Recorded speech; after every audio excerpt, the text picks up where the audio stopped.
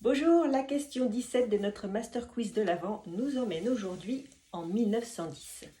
Quel courant empreint de voyage et d'exotisme marque le début du XXe siècle en parfumerie? Est-ce l'orientalisme, le féminisme ou le romantisme? Et c'est effectivement l'orientalisme. Alors débuté déjà au XVIIIe siècle, ce courant orientaliste que l'on retrouve dans les arts va se perpétuer jusqu'au début du XXe siècle. C'est cette fascination pour les voyages et l'exotisme, c'est l'époque de l'Orient Express, c'est l'époque de l'introduction des ballets russes en France. Alors ces ballets russes, c'est tout un poème, hein. Vous avez donc ces musiques nouvelles qui arrivent interprétées par des musiques composées par Stravinsky, Rimsky-Korsakov ou Borodine, et des chorégraphies de ballet qui vont venir complètement changer la face de la danse classique telle qu'on la connaissait.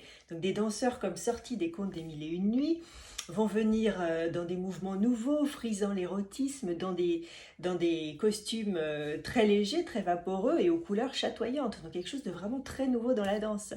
Et en 1910, Cléopâtre et Scheherazade, ces deux ballets, vont justement emballer le public parisien. Alors des spectacles uniques, avant-gardistes pour le public parisien. Des spectacles qui vont insuffler un renouveau, notamment dans la mode, dont le couturier Paul Poiret va s'inspirer en créant une nouvelle mode teintée d'exotisme et de nouvelle sensualité, en délivrant enfin la femme de son corset. Alors, ce courant orientaliste va se refléter également en parfum. Effectivement, depuis la fin du 19e siècle, la chimie organique a permis de créer de nouvelles matières et donc ces nouvelles matières premières vont être utilisées pour créer de nouvelles familles olfactives telles que les ambrés orientaux et les chyprés. Alors, les facettes que l'on appelle ambrées sont des facettes qui vont en principe nous rappeler ces parfums que l'on trouve en Orient, ces parfums que l'on trouve au Moyen-Orient et qui en général sont très riches en ambre gris.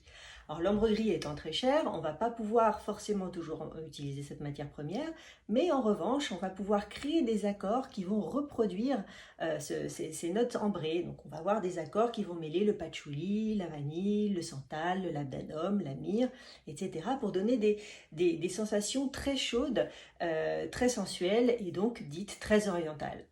Alors si Coty fut le chef de file de ces parfums ambrés orientaux, avec l'origan en 1905, puis avec ambre antique en 1910, la tendance orientaliste voit éclore de nombreux parfums aux notes chaudes, mystérieuses, ambrées et aux noms très évocateurs. On pense par exemple dans la collection des parfums de Rosine, Poiret qui va lancer Minaret en 1913, ou bien Nuit de Chine, Aladdin.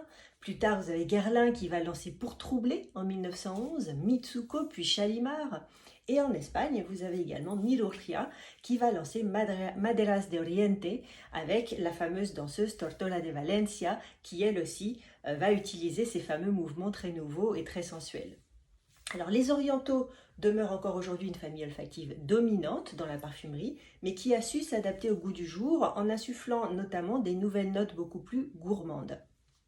Alors vous aussi, vous pouvez vous amuser à créer des parfums orientaux avec votre jeu olfactif Master Parfum. Si vous prenez par exemple le crayon numéro 10, qui est la facette orientale, vous la posez sur votre mouillette, vous mettez 2 traits au centre et après vous pouvez l'habiller avec les facettes de votre choix. Donc la facette agrumes, florale, gourmande, fruitée ou poudrée. Et si vous n'avez pas encore votre jeu, profitez des derniers jours pour le commander et le mettre sous le sapin. Voilà, moi je vous retrouve demain pour la réponse à la question numéro 18 de notre Master Quiz de l'Avent. Salutations parfumées!